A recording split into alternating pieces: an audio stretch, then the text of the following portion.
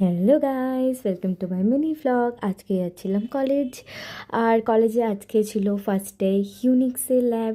যাই হোক, ইউনিক্সের ল্যাব করে আমরা বেরিয়ে পড়েছিলাম ম্যাচ দেখতে, ইংল্যান্ড আর ইটালির ওয়ার্ল্ড কাপ।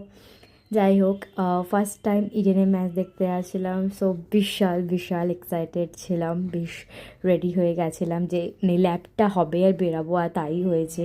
ল্যাব হয়েছে, খেয়েছি আর বেরিয়ে গেছি। চলে গেছিলাম এসপ্ল্যানেড থেকে হেঁটে আমরা ইডেনের 5 নম্বর গেট দিয়ে ঢুকেছিলাম, আই গেস মনে নেই। দেন ঢুকেই দেখলাম তখন ওদের ন্যাশনাল অ্যান্থাম হচ্ছিল। তো তারপরে আমরা গিয়ে বেশ গরমের জায়গায় বসেছিলাম। 3টের সময় ম্যাচ স্টার্ট হয়েছে আর বিশাল গরম ছিল, ভাবতে পারিনি যে এতটা গরম লাগবে। বাট মানে ভিউটা যেখানে বসেছিলাম, ভিউটা এতটাই সুন্দর ছিল, এতটাই সুন্দর ছিল, ওয়ার্থ ইট। আর ম্যাচটা তো মানে ইংল্যান্ড অত ভালো খেলেনি জিতলেও, বাট খুব ভালো খেলেছে ইটলি। ইটলি খুবই খুবই ভালো খেলেছে। আর এত টাকার ড্রিঙ্ক, মানে কোল্ড ড্রিঙ্ক 50 রুপিস দিয়ে আমাকে নিতে হয়েছে, আমার খুব কষ্ট হয়েছে। যাই হোক, 100 টাকার টিকিট ছিল, তাই জন্য খাওয়ার পেছনেই টাকাটা গেছে।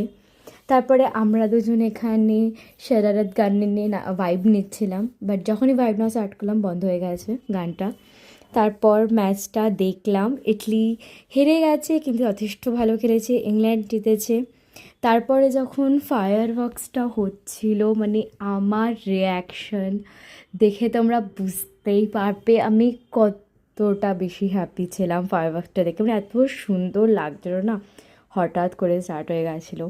যাই হোক, তারপর ওখান থেকে আমরা বেরিয়ে গেছিলাম, বিকজ তখন 7:30 বাজতে যায়। মেট্রো করেই বাড়ি আসার ছিল আমার, তো মেট্রোতে উঠে গেছিলাম। দেন বাড়ি আসার জন্য আবার সেই সেক্টর 5-এ নামলাম। সেক্টর 5-এ নেমে অটো পেয়ে গেছিলাম তাড়াতাড়ি, তারপর অটোতে করে ডাইরেক্ট বাড়ি চলে এসেছি। যাই হোক, দেখা হচ্ছে নেক্সট ব্লগে। এই ব্লগটা ভালো লেগে থাকলে লাইক শেয়ার সাবস্ক্রাইব করবে। Tata, bye bye, bye bye bye.